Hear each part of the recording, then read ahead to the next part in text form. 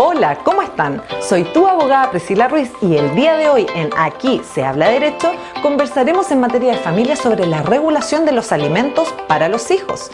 ¿Cuáles son los factores que hay que considerar para fijar estos alimentos? ¿Hasta qué edad del hijo van a durar?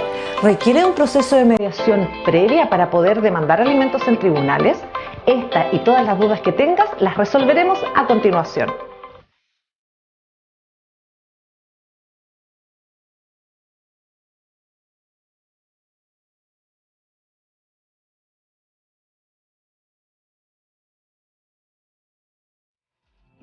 Hoy hablaremos en materia de familia de la regulación de alimentos respecto de los hijos. Lo primero, vamos a referir que la ley señala que los alimentos se deben por toda la vida del alimentario mientras persistan las circunstancias que se tuvieron a la vista al momento de fijarlos, toda la vida. Ojo que también se establece con respecto a esto que van a cesar, ¿cierto?, cuando se entienda que el hijo se puede valer por sí mismo.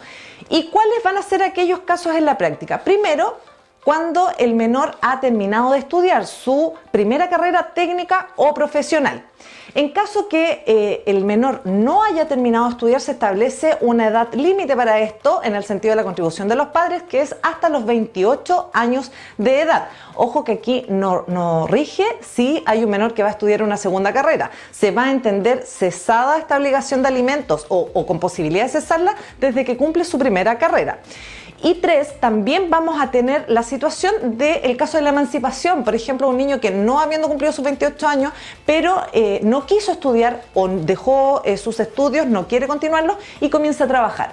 Esta emancipación también va a dar lugar a un cambio en las circunstancias, por tanto se va a poder solicitar el cese de los alimentos. Habíamos hablado también al inicio respecto de una mediación previa obligatoria. Efectivamente, la ley contempla que el juicio de mediación requiere obligatoriamente pasar por mediación antes. Ojo que usted la obligan a ir a mediación, pero no la obligan a llegar a acuerdo. El proceso de mediación, el acuerdo es voluntario, no es obligatorio, ¿ya? También debemos referir algo muy importante, cuáles son los factores a considerar para fijar los alimentos. Por un lado, indispensable contar con los gastos reales o efectivos del menor.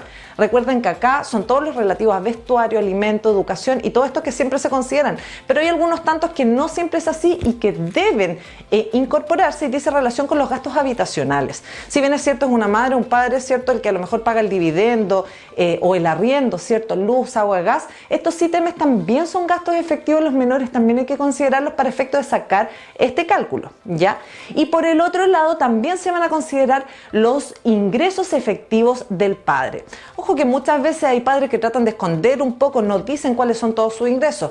Respecto de un juicio, bueno, les tengo la buena noticia que en un juicio usted puede acceder a toda esta información porque existe la posibilidad por ley de que se puedan preguntar a la AFC del padre, por ejemplo, a los empleadores del padre respecto de su sueldo y también los beneficios que tenga, a servicio de impuestos internos por si tiene participación en sociedades, etcétera. Las herramientas son mucho mayores, lo cual no es exigible en sede de mediación. Ahí no se le puede exigir al padre que dé toda esta información, ¿ya? Así que es un buen punto a tener presente a la hora de hablar de un juicio o una mediación.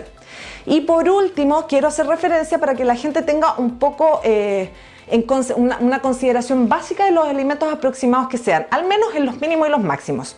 La ley establece que el mínimo que puede dar un padre cuando tiene una sola carga respecto de un hijo es un 40% de un ingreso mínimo remuneracional. Asimismo, si son dos hijos, la ley establece que lo mínimo que puede dar es un 30% de un ingreso mínimo remuneracional a cada uno, ¿ya? Por último, el tope máximo que establece la ley dice que no podrá en todos los casos los pagos que deba hacer un padre respecto de todas sus cargas vigentes ser superior al 50% de todos sus ingresos. Espero les haya sido útil esta información respecto de alimentos para los hijos. Recuerda que si tienes más dudas o consultas, ya sea en esta materia de alimentos, de familia, ¿cierto?, o en materia laboral, puedes acceder a mi página web a través de www.abogadapriscilaruiz.cl. En esta página al final encontrarás un formulario de contacto que puedes llenar si tienes dudas o consultas que necesitas que esta abogada conteste personalmente. Recuerda que tu deber es informarte y el mío es asesorarte siempre.